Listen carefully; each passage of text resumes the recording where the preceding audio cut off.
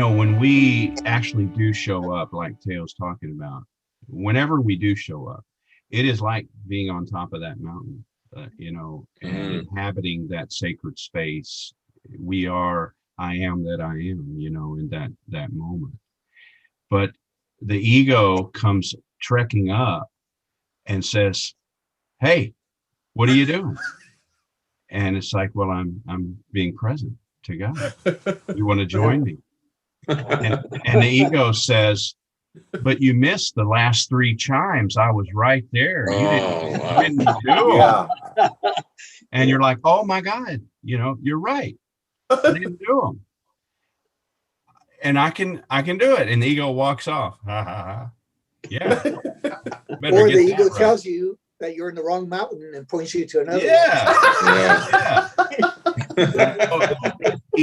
The real point is whenever we surrender is a good thing, Yes. and is worthy all on its own. This whole idea that we keep measuring ourselves is a pretty poor idea unless it leads to grace. And when it does that, now it serves us well. It is such a, the old Cohen idea.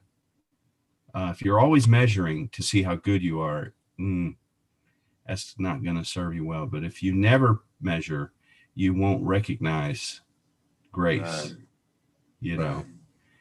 So I hope through all this, I keep wanting to remind all you brothers, look, and Jim has said it over and over, but somehow I have to keep saying it, Jim, because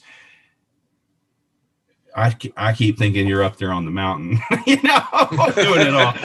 doing it all right. But it really isn't about perfection. No. One thing I always say, which is so true,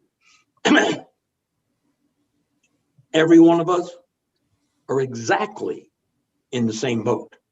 It doesn't matter, for one simple reason. I don't care if someone's practicing presence for 50 years. If they stop and they think they get it, that is in a short period of time, they're just going to start creating all the inner negativity again. So there's no such thing as some person being more present than me. It's only me being available to God's peace today. That's it. And never think someone's holy or worthy, because certainly I'm not, and I don't know anyone that is. But it don't matter if we're forgiven. And if we ask, we are forgiven. That's the gift. So I'd like to just do the three questions, which I think is just so important. I'll give you an example. I also talk to a number of people one-on-one on presence. And I'll ask them at times, I says, well, are you at peace? And they'll tell me, yeah. And I'll ask them, well, why are you at peace? And 95% of the time, it's the wrong answer. It's, well, something happened good in my family. Something happened good in the work I do. It's a beautiful day. That's not going to sustain you, or it's not going to sustain me. The only thing that sustains us is when we inner condition ourselves enough to know access is absolutely total, and access is absolutely attainable for every one of us every single minute of every day. And we're certainly not going to do it perfectly. I certainly don't do it perfectly, and I never will. Doesn't matter.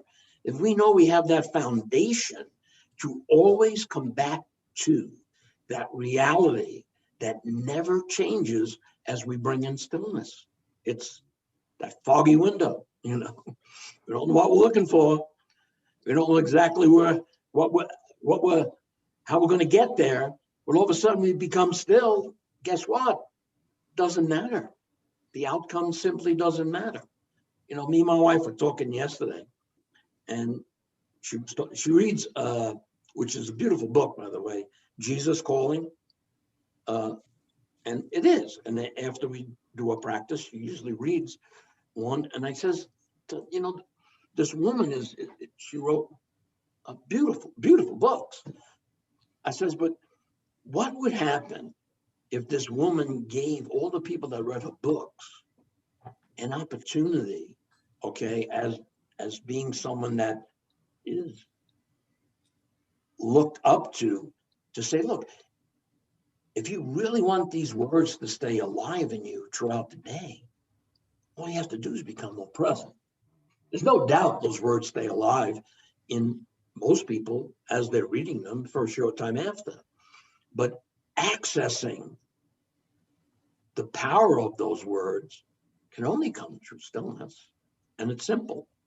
And I think that's the other stumbling block, really believing through our own experience that this really is simple. There's no one that has more or less access. It's just our choice. What are we going to choose?